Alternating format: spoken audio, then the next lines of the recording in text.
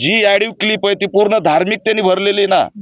म्हणजे मला 5-6 महिन्यात मी बाहेर येईन, माझं काय होणार आहे का, अशा पद्धतीचं जे काही इथं घडलंय ते गंभीर आहे आणि दुर्दैवी आहे. म्हणून आमची या ठिकाणी मागणी आहे की या आरोपीला फाशी झाली पाहिजे, SIT मार्फत चौकशी झाली पाहिजे.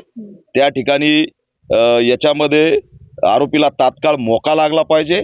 त्याच्यासोबत आणखी कोण कोण आहेत ते सह आरोपी झाले पाहिजेत. त्याच्यामध्ये आणखी याच्यामध्ये सह आरोपी झाले पाहिजेत. आणि एवढंच नाही तर अमरावतीला मुस्लिम आहे म्हणून त्याचं बुलडोजरनी घर पडतं, औरंगाबादला एक आहे तर त्याचं बी घर पडतं.